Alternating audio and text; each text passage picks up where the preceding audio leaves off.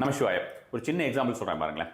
பயங்கர கஷ்டத்தில் இருக்கிறோம், கடன் பிரச்சனையில் இருக்கிறோம், இருக்கவா போகவான்னு தெரியல அப்படின்ற மாதிரியான ஒரு நிலைமையில் இருக்கும். நம்மளோட ஜாதகத்தை எடுத்துகிட்டு போயிட்டு ஒரு ஜோதிடரிடம் காட்டுறோம்னு வச்சுக்கோங்க. அவர் பார்த்து விட்டு முதல்ல பார்த்தோன்னா நமக்கு இதுக்கு ஏதாவது வழி இருக்கா அப்படின்னு கேட்டோன்னா, பார்த்தோன்னே இப்போ உதாரணமாக சொல்கிறேன். இப்போ அவர் ஐயோ சனி லக்னத்தில் உட்காந்துருக்காரு, மாரகாதிபதி நிலைமையில் இருக்கார், அந்த தசை நடந்துட்டு இருக்கு உங்களுக்கு, அவர் 7ஆம் இடத்தை பார்க்குறாரு, அதனால் வீட்டிலே நிம்மதி இருக்காது, இந்த மாதிரியான நிறைய விஷயங்கள் சொல்கிறாருன்றான்.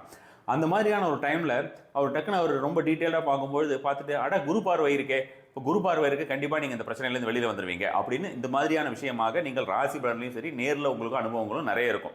ஸோ அது மாதிரியாக இருக்கக்கூடிய ஒரு நிலையில் நம்ம பார்க்கும்பொழுது குரு அப்படின்றவர் எல்லா விஷயத்திலையும் நம்மை காப்பாற்றுபவர் அப்படின்னு சொல்லலாம். குரு பயிற்சி வருகிறது. இதில் முக்கியமாக பார்த்தீங்கன்னா மேஷம், மிதுனம் ஜென்மத்திலே இருக்குது. அதே போல் பார்த்தோம்னா கடகம் அப்படிங்கிறது, விருச்சிகம், மகரம், மீனம், இந்த ராசிகள் எல்லாமே பிரீதி செய்து கொண்டால் நல்லதுன்னு வச்சுக்கோங்களேன். அதே போல் மற்ற ராசிகள் எல்லாமும் அவர்கள் செல்வ வளத்தை அதிகப்படுத்துவதற்காகவும் அவர்கள் இருக்கக்கூடிய விஷயத்தில் கம்ஃபர்ட் அதிகப்படுத்திக்கிறதுக்காக, நல்ல விஷயங்கள் சுப நிகழ்ச்சிகள் அதிகமாக அவர்கள் வீட்டில் நடப்பதற்காகவும் இந்த மாதிரியான ஒரு விஷயத்தை செய்யலாம்.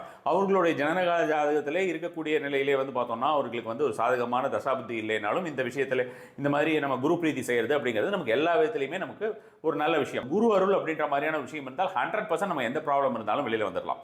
ஸோ முக்கியமாக இப்போ இந்த குரு பிரீதி கிடைப்பதற்கு இந்த குரு பயிற்சி முதல் அல்லது இன்று முதலே நீங்கள் என்ன செய்ய வேண்டும் அப்படின்னு பார்த்துருங்க.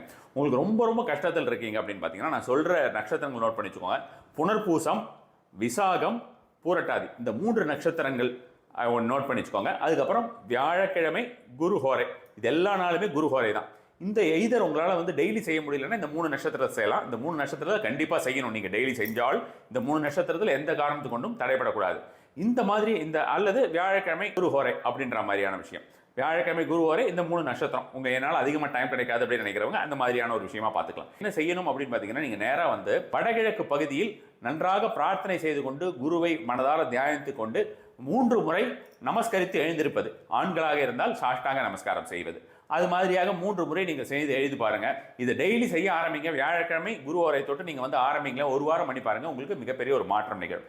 அது தவிர குரு பெயர்ச்சி ஹோமம் நம்மளுடைய சென்டரில் நடக்கவிருக்கிறது. பூஜாஹோமம்.org நீங்கள் சங்கல்பம் பண்ணிக்கலாம். வருகிற 14ஆம் தேதி தேவைப்படுபவர்கள் பூஜா ஹோமில் போய் பண்ணிக்கலாம். உங்களுக்கு செவ்வாய்க்கிழமை வரைக்கும், புதன்கிழமை இந்த பயிற்சி இருக்கு இல்லையா, அதனால செவ்வாய்க்கிழமை இரவு வரைக்கும் தான் இந்த சங்கல்ப பதிவுகள் அவைலபிளாக இருக்கும்.